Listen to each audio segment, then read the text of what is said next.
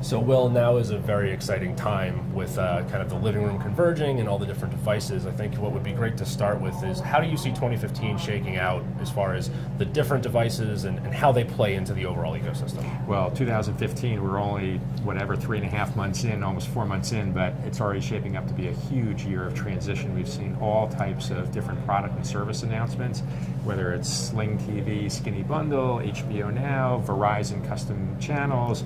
We've seen Cablevision now come into the market with a new cord cutter service, lots of other OTT initiatives. So there's a ton of stuff happening, and a lot of it, to your point, is being enabled by these connected TV devices, which essentially bring online video into the living room for the first time. And face it hasn't been that long since online video was really short clips, a minute, 2 minutes. These things were largely circulated around and mostly watched on the desktop. Now we have viewing happening on mobile devices, on tablets, on smartphones, and again, increasingly on connected TV devices, which really puts online video on the same level playing field with traditional TV and network TV.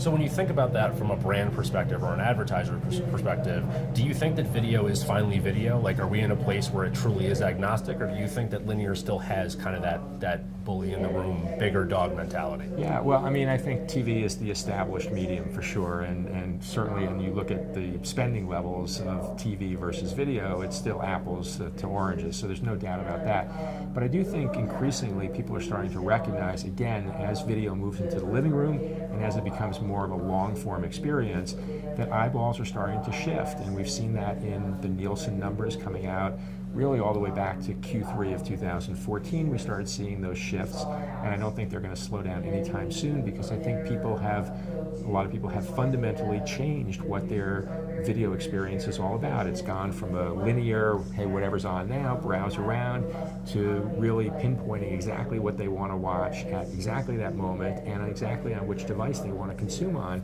And I think advertisers are very much taking note of that shift and the viewership and reallocating ad dollars accordingly. So you mentioned the slip in Nielsen ratings. I mean, how important is the measurement now of all these different devices that are kind of different mediums, that have different backends and different systems? I mean, how important does that measurement become from the brand standpoint and from the content side?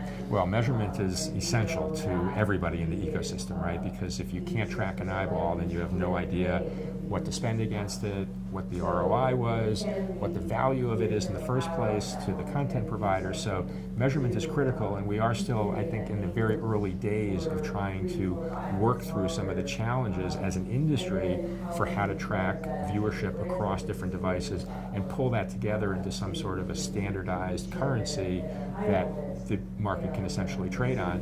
To be fair, I think a lot has been accomplished on those various points across the last couple of years, so I think that's important, but we're still obviously making our way, and to be fair, it's a very fragmented industry. There are a lot of different players in the industry, so trying to get sort of coalescence around certain types of measurement is not an easy thing to accomplish. What do you think the tipping point is to be able to get it so that we have that coalescence, that there is kind of everyone rowing in the same direction? Yeah, well, I mean, I think we're starting to see some of those tipping points in what Nielsen and ComScore and others are doing, so there's no doubt that's occurring, and I don't know that there's necessarily a point in time where we shift from we didn't have it to we do have it. I think it's more of a building blocks type of approach, and I think that's frankly what's been happening over the past couple of years, and I think what's going to just continue, and it's all really being driven by the viewer. It's the viewer taking these experiences into their own hands more than ever before, taking control of their video experience, and to the extent that they keep doing that, and I personally believe that they will very much continue to do that, it just makes it that much more imperative that all of the constituencies in the market come together and try to solve these problems. That's great. Well, thank you so much for your time. Okay, great. Thanks very much.